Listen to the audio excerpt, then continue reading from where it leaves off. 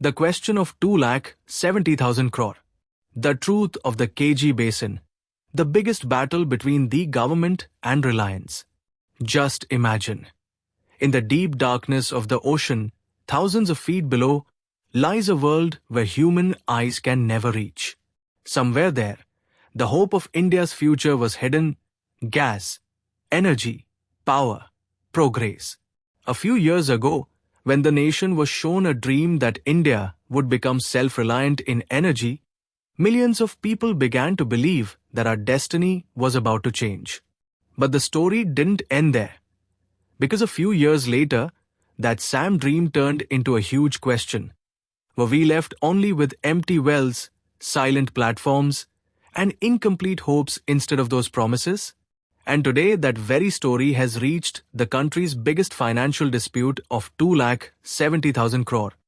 The government versus India's most powerful corporate house, Reliance.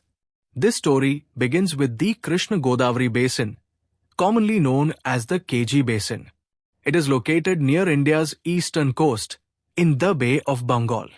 When this project was awarded, it was called a game changer. At that time, it was said, India will enter a new energy era. It was estimated that there were more than 10 trillion cubic feet of natural gas here. Just imagine, domestic gas means fewer imports, meaning lower expenses, meaning a stronger economy, meaning an energy-secure India. Back then, the headlines declared, India is ready for an energy revolution. Reliance Industries received this Deepwater block. Later, British oil giant BP partnered in the project. In the beginning, everything looked perfect. Ultra-modern technology, massive infrastructure, ambitious plans, and big promises for the future. Production started, gas began to flow, and the country took a sigh of relief. Factories, power plants, fertilizer units, industries, everyone felt that fuel supply would now remain stable. But as time passed, the numbers started falling. Instead of remaining steady, production began to decline. Reportedly, gas output dropped so much that questions began to arise: what really happened? This is where the actual conflict begins. The government says the promise was not fulfilled. The estimates turned out to be far from reality.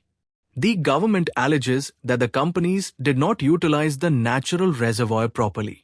Gas fields D1 and D3 are at the center of this dispute. The government believes that the production was not managed scientifically and responsibly. It is said that where 31 wells were planned, work was done on only 18. There is also an allegation that due to aggressive extraction methods, the reservoir was damaged, water intrusion occurred, and the pressure got disturbed. The result, the gas got trapped forever. The government also says that if the reserves are government property, then their loss is a public loss. And if this loss happened because of management decisions, then the compensation should be paid by those who operated the project. That is why the government has claimed in arbitration that around $30 billion, meaning nearly 2,70,000 crore, should be recovered as economic loss. This is perhaps the biggest corporate damage claim in India's history. Just think, 2,70,000 crore. This is not just a number. It is a question that involves tax, economy, energy policy, and national resources altogether. But the story has another side too. Reliance and BP say they have done nothing wrong. They claim the problem was natural. Deep-sea drilling is not an easy task. Geological challenges there are unpredictable.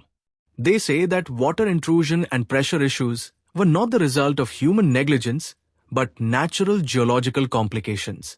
They also state that they worked according to the contract, used technology, made investments, and did whatever was possible. Now imagine a courtroom-like scene. But this is not an ordinary court, this is international arbitration. Here, it's not about emotions, not about patriotism. Here, the discussion is about evidence, data, technical reports, scientific studies, and contractual obligations. On one side are the government's experts, who say the companies are responsible. On the other side are the company's scientists who say geology is unpredictable. Both sides have data, both sides have technical justification, both sides have logic. And stuck in the middle is the energy future of the nation. This case has been going on since 2016. Arguments, technical submissions, hearings. And now it has reached the final stage. Final arguments have been completed, and it is expected that a decision will come by 2026. If the government wins, Reliance and BP may have to pay massive compensation. If the companies win, the government's claim may be dismissed. Both situations will have a huge impact. But the biggest question here is not who will win. The real question is, what impact has this had on the country? Energy is not just fuel. It is the heartbeat of the economy. When the project began, it was believed that India's gas imports would reduce. Industries would get cheaper gas. Electricity could have become cheaper. The fertilizer industry would have received support. Employment would have increased. GDP would have received a push. But when the expected production didn't happen, imports increased, expenses rose, and the burden grew. The direct impact reached government revenue, energy security, and the public economy. This was not just a corporate dispute. It was a test of policy, planning, and execution. This case raised a big question. Do we become over-optimistic in planning national resources? Are projections scientifically realistic? Do corporate promises always equal performance? Or is deepwater technology so risky that uncertainty is natural? On the other hand, there is also a political angle to this story. The moment Reliance's name comes up, the discussion automatically becomes political. Some people say corporate favoritism. Some say over-expectations. Some say it's a natural issue. But the truth is that the real answer will only come from technical and legal facts, not emotional reactions. That's when the gravity of this dispute is understood, that it is not just about one company. It is a case study for the future governance model.